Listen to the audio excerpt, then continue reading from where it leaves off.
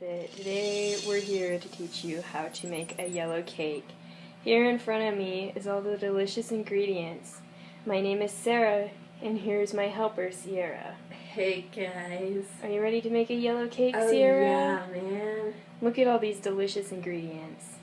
Let's get started. Okay, we're going to begin cooking the cake. So the first step is to mix together all of the dry ingredients. So we're going to start with 2 cups of flour.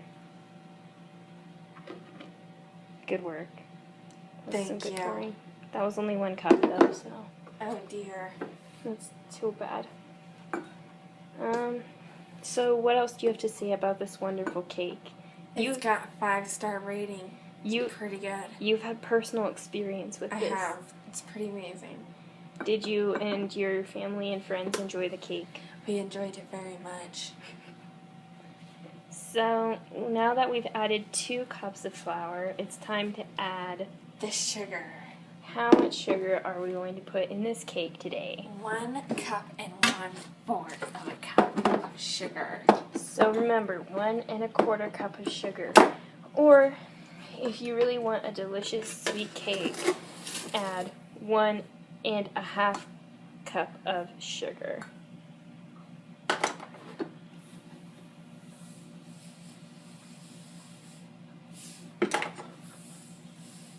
So here is the sugar. Thank you. And we only need 1/4 cup more. I'm just gonna say, there you go. That's perfect. Now what ingredients do we need? We need baking powder, and we need 1 tablespoon. Okay, so I'm going to go grab the baking powder right over here. It's good to keep your ingredients handy because otherwise you'll be running all over the kitchen. So, how much of that do we need? 1 tablespoon. Okay, so here we have a large spoon. This is not a tablespoon. So we'll have to get out a tablespoon measuring cup. Oh, that's perfect. Let's get a good zoom on that. Oh, yeah. And make sure to level it off because you gotta have the perfect amount Just of baking like powder. that. Perfect. That is beautiful. Perfect. Okay. Now, it says it calls for a teaspoon of salt, but we all know it's just a dash of salt. So we're just gonna take our Morton Salt 100th anniversary or birthday. Because it's always the best. Because when it rains, it pours. And just stick a little in your hand and determine if About that's that a good much. amount. Just dump it in there. Now, you're going to take your large spoon. It's better if your spoon has holes in it because then it really just perfectly mixes the ingredients. Look at that. So nice. That looks beautiful. Kind of like me all the time. Oh, yes. Totally. Perfect. Look at that beautiful cake. So now we're going to move on to our next step. So the next step is to add the wet ingredients, which is the milk. 1 cup. 1 cup of milk. And you put it all together in 1 bowl. Carefully pour it in there as so. And then you're going to add a 1/2 cup of butter, or margarine if you prefer, because it's much easier to work with and gives you about the same outcome. But sometimes it's difficult to get out of the cup. It's okay. We'll get it. Perfect. Beautiful. Just look at that mix. Yum. Next, we're going to put in a tablespoon of vanilla. Now, vanilla smells delicious, but it does not taste delicious by Don't itself. ever try it plain. Always mix with something, but not water. That doesn't make it taste any better either. Okay, so now we should probably put our eggs in. No, first we mix it, remember? Oh, we mix it first, yeah. Yes. So get your spoon out of there and bust out your whisk. Magic whisk. So you have to carefully hand stir it, paying special attention to the side of the bowl. You don't want to lose any of the ingredients, otherwise the perfectness of it will throw your cake off. Now the cake should be a slight off-white color because of the ingredients in it. And if your cake is not this color, please reevaluate your ingredients and the amount you put in. The eggs will also later turn it more yellow, which makes it a yellow cake. And delicious. So, do you think we're ready? I think we're about ready. Just a few more stirs. Look at that beautiful cake. And Isn't you that made this amazing? by hand. Let's just give that a try. Pretty good. Yes. Delicious. Now, with eggs. We chose to use 2 cage-free eggs that we got from our local supermarket. Very fresh. Just brand new today. And we got them at a good price and supported our community. That is very right.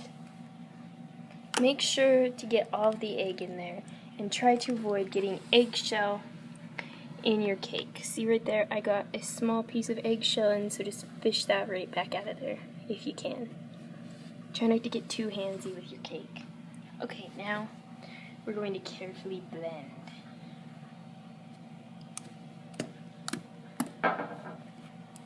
Beautiful.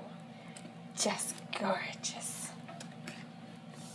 Okay, so now it's time to begin baking the cake.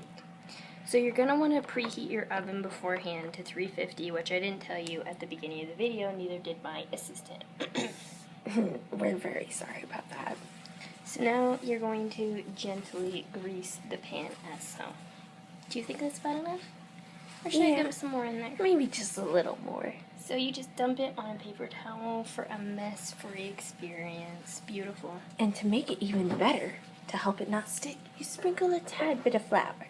But if you don't want to do either of this, you can always go the Okay. So now we're just going to sprinkle a little bit of flour on there.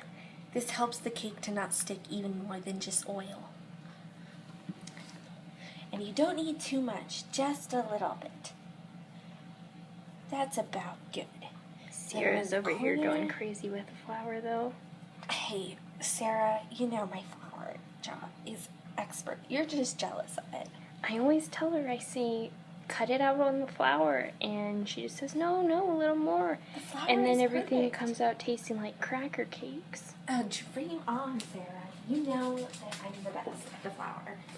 Whatever. Okay, so now you're going to carefully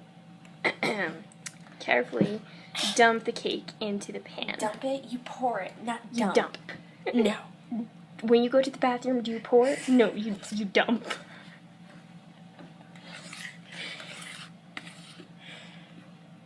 Beautiful. Oh dear, but sometimes at the bottom, it's not quite straight. That's okay, I didn't get that in the video. So, look at the beautiful yellow color of this. And you want to make sure that it goes to both sides of your pan. And to get the fullness out of all of it, you can always use a rubber spatula.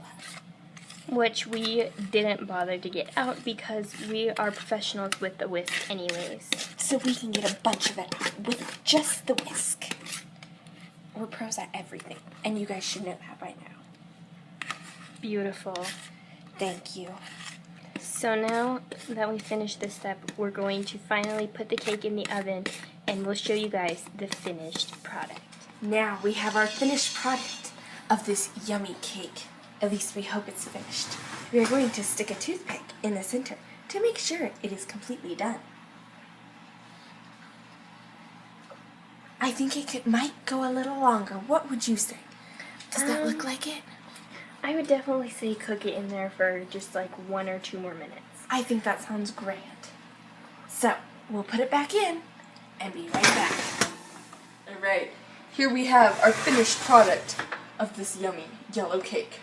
Stick the toothpick in it. Make sure it's done. Dun, dun, dun, done. Now, we must very carefully remove it. And that is how you make a yellow cake.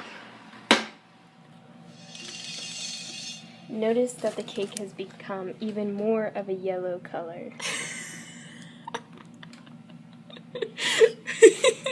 Notice also that a dead bug has landed in our cake. Also something you do not want in your cake. You don't want this in your cake, so don't let it fly in there. Well, my assistant had to take a break because she's very disgusted by bugs, so I'm going to continue the mixture. Oh, she's back. Stir it in? I got it out of there. Okay. Even though bugs add a delicious protein boost, the eggs are already doing that for you, and this is a cake, so it's not that healthy anyway. It's not a bug cake. Beautiful. Now we're ready to move on to the next step.